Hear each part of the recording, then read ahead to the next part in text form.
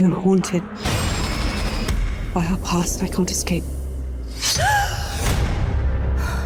Today we are taking a deep dive into the latest trailer of episode 4 of Dune Prophecy, which is titled Twice Born. Now, after episode 3 left us with a better understanding of both Valia and Tula's dark backstory, we ended that episode with seeing Tula trying to bring back Lila with the help of spiced and forbidden technology, which might bring forth the reckoning the Sisterhood fear. Now, based on this trailer, it looks like the reckoning is within the Sisterhood's presence, as Valia reunites with family and Desmond Hart makes a bold move that showcases the Emperor's new fear tactics. With that said, spoiler warning for the previous episode, alongside my theories and predictions based on this trailer. We open this trailer with Valia recording herself saying that she feels haunted by her past that she can't escape. As we see shots of the knife that killed Dorothea, followed by seeing her dead body, and here we get quick flashes of the sand on what I assume is on Arrakis. From here we see another dead body and trails of blood, and this shot of what looks to be a sandworm forming an eye in the grounds of the Sisterhood garden. Now this shot shows one of the sisters tapping into their ability to truth say as someone, most likely Tula, is watching. As we see Emmeline with the look of fear in her face, and we get this shot behind someone's head as it looks like they're cutting their throat, which leads us to Jen waking up from what I'm assuming is one collection of a nightmare or a vision. Now to backtrack what we just saw, I believe the her that Valia is referring to is Dorothea. She's probably haunted by that night that she killed her, and Valia must suffer from the occasional nightmares thinking about that event. Now, I believe that Valia keeps these voice recordings for her personal reasons, but I wonder if they'll ever get found out by someone and they're going to use this against her, and I also would imagine that one of the recording sessions she admits to murdering Dorothea. Now the shots of the dead body and the blood and the sandworm forming and one of the sisters taking a knife to the throat seem to be connected to Jen waking up from, again, a nightmare or a vision, and if it is her maybe envisioning elements of the reckoning, and as I theorized in my last breakdown, I believe this has to do with Lila's resurrection. Here we see the Emperor and the Empress presenting themselves to either members of the public or other important figures within the Imperium, as we hear the voiceover from Hart saying that those who disrespect the Emperor and threaten his laws, he encourages the Emperor to use him. Now, after what Desmond Hart did at the end of episode 2 to the Duke, it's clear that the Emperor sees Hart's abilities as a sign of power and will wield his power to his advantage, as it seems the peaceful days of leadership seem to be coming to an end from the Emperor. We see this ship landing, followed by seeing Nez and Kieran, who tells her that sometimes you have to burn it down before you save it, most likely referring to how the Emperor is ruling the Imperium. Now we have this device which may be a part of the scanning system that he used in episode 2 to show the throne room, and it may be a part of some explosive device or some type of detonator that he may plant for the rebellion. Now I am curious to know if this is considered to be a part of the forbidden technology. If so, it will be interesting to see that certain people have kept the technology even though it's forbidden. Now, based on the trailer, we don't know how or why, but it appears that Nez is now aware of Kieran's alliance with the rebellion, and she's seamlessly agreeing to join them in their fight, as she says, what if there's something she could do to help, as she kisses him. Now, based on that comment and that kiss there, my question is she maybe a double agent or maybe possibly a triple agent? Could she be doing this on her own accord to get information to share with her father to stop this rebellion? Or could she be doing this on the behalf of their sisterhood, not knowing that they already have Michaela as a spy? Or lastly, could she truly be all in on this rebellion to help remove or possibly kill her own father because she sees her father working with Hart and knows that he killed Pruitt and hates that the fact that Hart wasn't punished for killing a child, and she won't be a part of this new regime?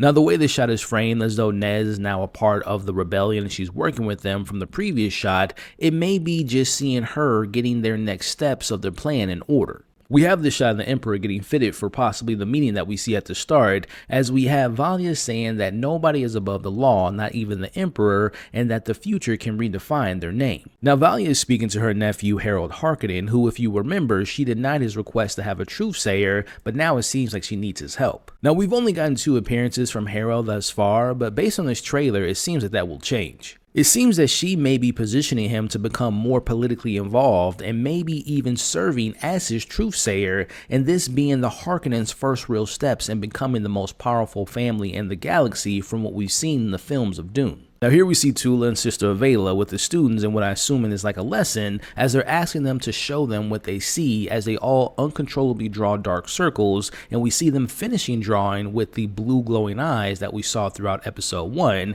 as we hear someone say that the reckoning is here. To me, this is just confirming my theory that Lila is indeed the Reckoning and not Hart. Again, check out my full breakdown of episode 3 to hear my full theory. Now here we see Valia and her uncle, who tells her that she is the black hole in the family, and this is followed by us seeing the most emotional scene from the adult version of Valia, who yells at him and responds by saying that she won't apologize for her strength. Now, this particular scene could be from the moment that we last saw them at the end of episode 3, or this could be a result of him reminding her of the last male figure that she influenced of the family who ended up getting killed, which is obviously Griffin, which would explain the emotional response that she gave because, again, we know how much she loved her brother that died. Now, we end this trailer with Desmond Hart saying that there are predators amongst them, followed by this shot of Karen and Valia, which is implying that they are the predators that he's speaking of, but then we see these men on their knees in front of the Emperor, which to me are the predators that he's referring to in this moment. As we see their skin beginning to burn as he's using his powers to punish them, as the audience in the back are yelling in fear after seeing what's happening. Now, I would imagine this happens either earlier in the episode, and this being the action that leads Nez to join the forces of the rebellion, or this happens towards the middle or maybe even the end, where we see some of the members of the rebellion getting caught, and this is what happens to them. Now, the look on Kieran's face seems to be the latter, as he seems to be very surprised that they have been caught, and whatever their plans were have now been changed. Now, I wouldn't be surprised if some of the members of the rebellion were a part of the Emperor's closest advisors, which leads him to believe that he's surrounded by traitors. Now, I will say, people witnessing Hart's powers under the control of the Emperor will probably leave negative effects and send negative waves throughout the rest of the Imperium that the Emperor has now changed. Now, our last shots of the trailer show a thumper in the sands of Arrakis. My guess is this is probably a flashback from Hart's death, maybe an attack from the Fremen as well, as we can see dead bodies in the background. Here we get to see more of the thinking machine that was used in the final moments of episode 3 in the archive room where the breeding process happens, and here you'll notice that this is Tula, and next to her is Lila, as Tula is most likely explaining how she brought her back to life. Again, I believe this new resurrected version of Lila will not be the same as we saw her, and it wouldn't surprise me if Dorothea is possibly still there possessing her. We get this close-up at Theodosia's eye, and hopefully we discover in this episode the circumstances she mentioned in episode 2 before leaving with Valia to see the Emperor,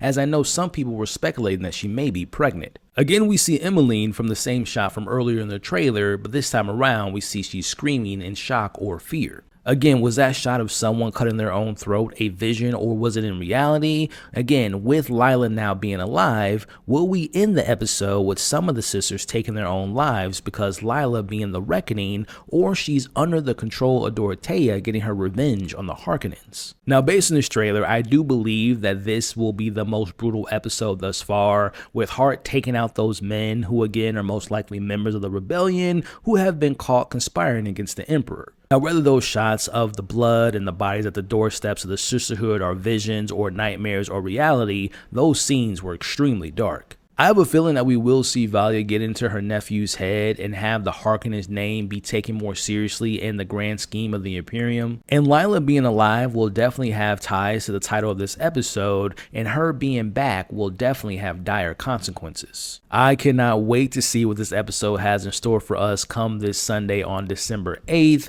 Make sure, if you haven't already, to subscribe to the channel and hit that bell notification. That way you don't miss out on any of my Dune prophecy coverage once the episode releases. Again, make sure to check out my breakdown of episode 3, which you can find in the description of this very video, as well as on the screen now. Thank you all for watching. Make sure to leave your thoughts, your theories, and your predictions on what you all hope to see based on this trailer. Don't forget that you all are awesome, stay safe, and I'll catch you all on the next breakdown.